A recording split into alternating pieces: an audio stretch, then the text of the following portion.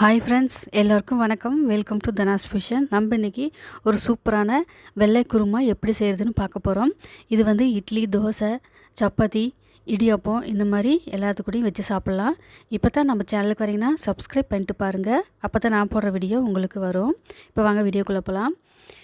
இப்போ இந்த குருமா செய்யறதுக்கு ஃபஸ்ட்டு ஒரு மிக்ஸி ஜாரில் அரை கப் அளவுக்கு தேங்காய் துருவல், முந்திரி பருப்பு 8, ஊற வச்ச கசகசா ஒரு அரை டேபிள் ஸ்பூன், அப்புறம் 1 டீஸ்பூன் சோம்பு போட்டு நல்லா நைஸாக அரைச்சி எடுத்துகிட்டு வந்துடுங்க. இப்போது ஒரு கடாயை வச்சுட்டு ஸ்டவ் ஆன் பண்ணிவிட்டு எண்ணெய் வந்து 1 டேபிள் ஸ்பூன் அளவுக்கு விட்டுக்கோங்க. இந்த எண்ணெய் வந்து நல்லா சுடானதுக்கப்புறமா இது கூட வந்து ஒரு துண்டு பட்டை, லவங்கம் 3, அரை டேபிள் ஸ்பூன் அளவுக்கு சோம்பு இதெல்லாம் சேர்த்து நல்லா பொரிய விடுங்க. இது பொரிஞ்சு வந்தால் தான் நல்லா மணமாக நல்லாயிருக்கும். கூடவே பிரிஞ்சியில் ஒன்று சேர்த்திக்கோங்க. இப்போ இது நல்லா செவந்து வந்ததுக்கப்புறமா ஒரு பெரிய வெங்காயம் கட் பண்ணிட்டு சேர்த்திக்கோங்க. சின்ன வெங்காயமாக இருந்தாலும் அதையும் சேர்த்திக்கோங்க, அதுவும் நல்லா தான் இருக்கும். இப்போ இந்த வெங்காயம் வந்து நல்லா கண்ணாடி பதம் ஆகிற அளவுக்கு நல்லா வதக்கலாம். கூடவே வந்து 2 ஏலக்காயை இடிச்சிட்டு சேர்த்துக்கோங்க, இன்னும் நல்லா வாசனமாக இருக்கும். இப்போது ஒரு 2-3 பச்சை மிளகாய் இந்த மாதிரி பொடி பொடியாக நறுக்கிட்டு சேர்த்திக்கோங்க. கூடவே ஒரு உருளைக்கிழங்கை வந்து நல்லா வேக வச்சு எடுத்து வச்சுக்கோங்க. இப்போது இந்த காரத்துக்கு வந்து இந்த பச்சை மிளகா தான் நல்லாயிருக்கும், அதனால் நல்லா இடிச்சிட்டு நல்லா சேர்த்திக்கோங்க. சின்ன குழந்தையாக இருந்தால் நல்லா கட் பண்ணிட்டு சேர்த்திக்கோங்க. வேறு எந்த காரம் நம்ம சேர்த்த போகிறதில்ல. இப்போ கூடவே நம்ம வேக வச்ச உருளைக்கிழங்கு சேர்த்திக்கோங்க. சேர்த்துட்டு இது எல்லாத்தையும் நல்லா கலந்து விடுங்க. கரண்டிலேயே அப்படியே நசுக்கி விடுங்க உருளைக்கிழங்க. இந்த தேங்காய் கூட நம்ம முந்திரி, கசகசெல்லாம் சேர்த்து செய்கிறதுனால அதோட இனிப்பு டேஸ்ட்டு கொஞ்சம் இருக்கும். அதனால் பச்சை மிளகாய் கொஞ்சம் காரமாக சேர்த்து செஞ்சால் தான் வந்து டேஸ்ட்டு வந்து இந்த குருமாவுக்கு ரொம்ப நல்லாயிருக்கும். இப்போது அடுத்ததாக அரை டேபிள் ஸ்பூன் அளவுக்கு கொத்தமல்லியை தூள் சேர்த்திக்கோங்க. சேர்த்துட்டு ஒரு 2 நிமிஷம் நல்லா கலந்து விடுங்க. இப்போது இது எல்லாத்தையும் நல்லா கலந்து விட்டாச்சு. கலந்து விட்டதுக்கப்புறம் இன்னும் வந்து உருளைக்கிழங்கு நல்லா பொடிசாக நல்லா இது பண்ணிக்கோங்க, கரண்டிலேயே நசுக்கிக்கோங்க.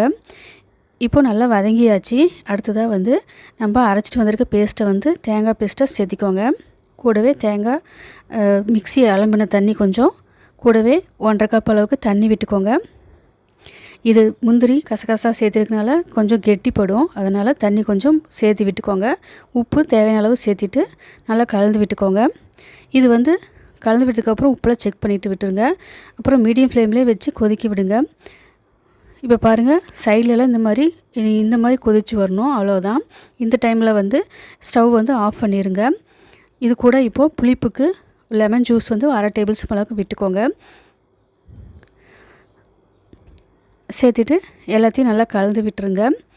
கலந்து விட்டுட்டு இப்போது நறுக்கிய கொத்தமல்லி, கருவேப்பிலை இலையும் கட் பண்ணிவிட்டு இது கூட சேர்த்திருங்க. அவ்வளோதான், நம்மளுக்கு வந்து சூப்பரான வெள்ளை குருமா வந்து ரெடி ஆயிடுச்சு. காய்கறி வேணுனாலும் சேர்த்து செஞ்சால் சப்பாத்தி, நான் கூட வச்சு சாப்பிட நல்லாயிருக்கும். இன்றைக்கி வந்து நம்ம வெஜிடபிள் இல்லாமல் இந்த மாதிரி ப்ளைனாக செஞ்சுருக்கோம்.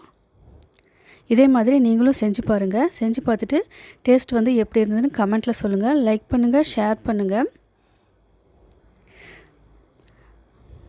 இதை வந்து ஒரு தடவை செஞ்சு சாப்பிட்டீங்கன்னா மறுபடியும் செய்ய சொல்லி சும்மா பிள்ளைங்க கேட்பாங்க. அவ்வளோ டேஸ்டியாக ரொம்ப நல்லாயிருக்கும்.